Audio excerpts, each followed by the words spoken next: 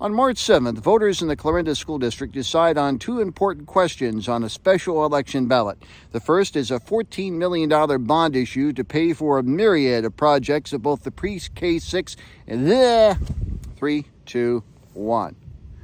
On March 7th, voters in the Clarinda School District go to the polls to decide on two important questions on a special election ballot.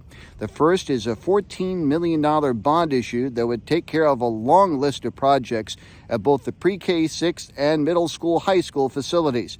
The second is a voted physical plant and equipment levy designed to generate approximately $4 million for other projects in the district.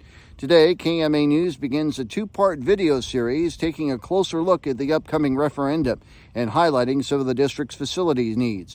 Today in part one, we're going to take a look at some of the needs here at Clarinda Middle School, High School, a 712 complex where space is indeed the final frontier. Clarinda School Superintendent Jeff Privia says bond issue proceeds would address needs at Clarinda's 712 complex, including a new classroom addition, new science rooms, and FCS rooms. So what we'd be looking to do is add 6 classrooms onto the front of the building and come out to this area right here. As you can see, our entrance all the way down there is our auditorium entrance, and we want to make that a lot bigger and make that ADA compliant in our restrooms, and we'd make that a lot bigger vestibule for parents and patrons to gather, as we have many things that go on in our auditorium. So this area would all expand. The area out front, out here, would actually become a parking lot area for our students as we keep building and keep adding to our district.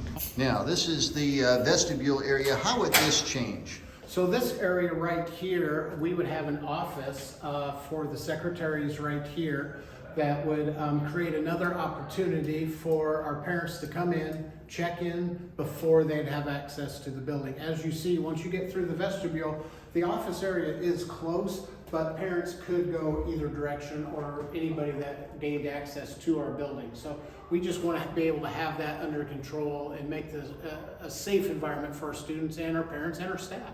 Among the projects covered by the voted PEPL is a proposed CTE facility at the 712 building. Our CTE building has not been refurbished in at least 20 years that we have found.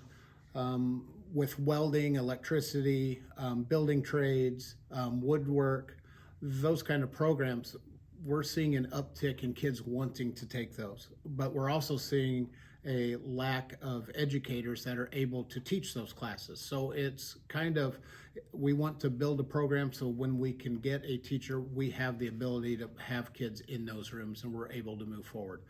Tomorrow, in part two, we'll take a look at some of the needs that need to be addressed at the pre-K-6 building and how school officials hope the bond issue passage as well as the PEPL passage will help make things not only easier for students there, but safer too. For KMA News, I'm Mike Peterson.